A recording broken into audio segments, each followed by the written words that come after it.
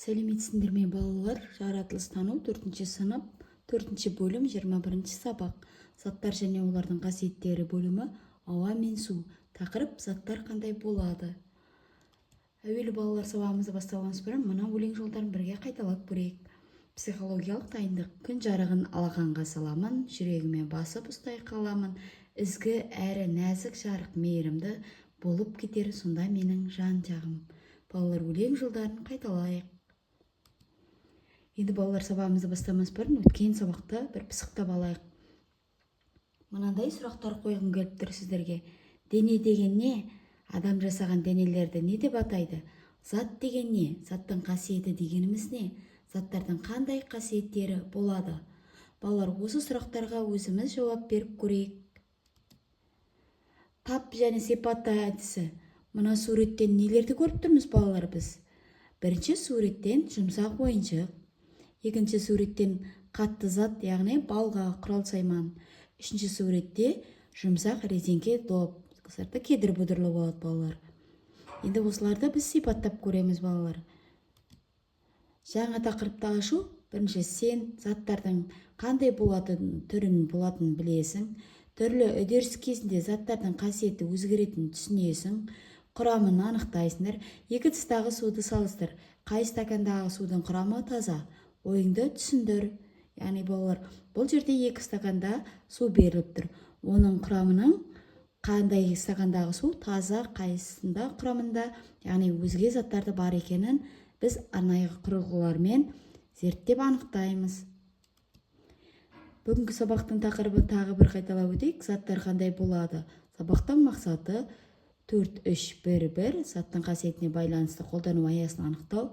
4-3-1-1 құрылған эксперимент жоспарына сәйкес жаңа зат алу. Енді балалар, зат дегеніміз ол 2 топқа бөлінеді. Таза зат және қоспа. Таза бір ғана заттан тұрады. Қасиеті тұрақты болып келеді. Табиғатта сирек кездеседі. Ал қоспа түрлі бөлшектерден құралған зат. Құрамы әртүрлі заттан тұрғандықтан, олардың мөлшері әртүрлі болатындықтан қоспалардың қасиеті өзгеріп отырады. Ауыз су таза, мұны ішуге болады, бірақ ол құрамына қарай таза зат емес, өйткені оның құрамында түрлі тұздар болады. Таза су алу үшін оны арнайы құрылғыларда тазартады. Оны тазартылған су деп атайды. Топырақтың құрамын қарап көрейік. Топырақтың құрамында ауа болады, су, құм, саз, қарашірік және минералды тұздары болады. Топырақтың құрамына қарай әртүрлі болады. Шаруашылықта оның құрамына қарай қолданылады. Өсімдіктердің көбі қарашірігі мол топырақта жақсы өседі.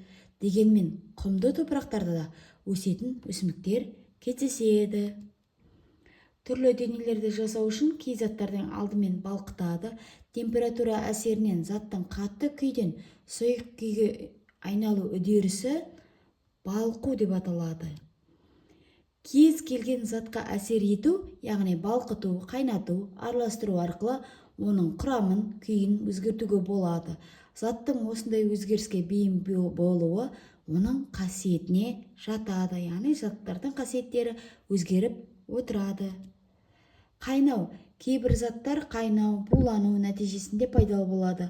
Қайнату тұрмыста, өндірісте, затты қолдануда жиі қолданылатын әдіс. Сұйық заттарды жоғары температурада буға айналуы қайнау деп аталады. Балалар, енді мен зерттеушімін әдісі. Суреттегі, яғни оқулықпен жұмыс жасаймыз. Зерттеу бөлімінде қоспаның құрамында заттарды бөліп алуға бола ма? Қажетті заттар: ағаш үгіндісі, лимон қышқылы және темір заттар, су. Осы қажетті заттарды араластыру арқылы біз олардың құрамын заттардың ажыратып ала аламыз. Ойлан, қымыз таза зат пе, әлде қоспа ма? Есте сақтаңыздар балалар, таза зат ол бір ғана заттан тұрады. Қоспа әртүрлі заттардың жиынтығы. Енді қымыздың қоспа ма, әлде таза зат па, оны өзіміз анықтап көреміз.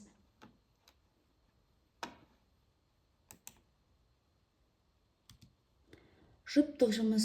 Балалар, үдерістер көмегімен жұптық жұмыстар жасап көрейік. Суреттердің көмегімен сұрақтарға жауап бер. Темірден балғаны қалай жасайды деп ойлайсың? Көжені қалай қайнатады? Балмұздақ қандай өзгеріске түсті? Неліктен? Қамырды қалай жасайды? Яғни көжені қалай жасайды? Қамырды қалай жасайды? Балмұздақ қандай өзгеріске түсті? Неліктен? Темірді балғаны қалай жасайды деп ойлайсыңдар. Қызықты ақпарат балалар. Сен білесің бе, қазақ халқы қара сабынды қолдан жасаған. Ол үшін алабота шөбін өртеп, оның күліне жануар майын қосып қайнатқан. Сол кезде біздің қазақ халқының қара сабыны пайда болған. Енді балалар кішкене сергіту сәтін жасап үйренейік өзіміз. Сергіту сәтін бұл жерде, яғни түрлі қазақтың оюларымен бейнелеп жасауға болады. Бұл жерде қаз табан, құс тұмсық, сынық мүйіз, түйе табан және қошқар мүйіз оюларының көмегімен біз сергіту жаттығуларын жасаймыз. Топтық жұмыс. Бұл жерде балалар 3 топқа бөлініп, ерігіш тобы және жұмсақ тобы, қатты тобы. Ерігіш топта заттың күйлері, яғни топтастыру әдісі. Суретте берілген заттарды ата, оларды топтарға бөл. Екінші жұмсақ тобында сан алуан заттар тапсырмасы. Атаулар туралы 3 сұрақ әдісі бойынша заттарды табиғи және жасанды түрлерін анықтап, қайда, қандай, қалай деген сұрақтарға жауап беріп көріңіздер. Үшінші қатты тобы ойлан, жұптас, бөліс әдісі. Суреттерде не бейнеленген? Олардың арасында қандай байланыс бар деген сұрақтарға жауап беріп көріңіздер. Балалар, енді кері байланыс.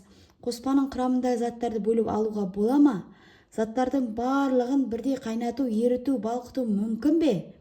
Қоспа дегеніміз не? Мысал келтіріп көріңіздер. Балқу дегеніміз не? Қайнау дегеніміз не? Және осы сұрақтарға жауап беріп көрейік. Балалар, олай болса, біз өз-өзімізді бағалап көрейік бүгінгі сабақтан. Бұл жерде білім заряды әдісі арқылы бағалауды жөн көрдім.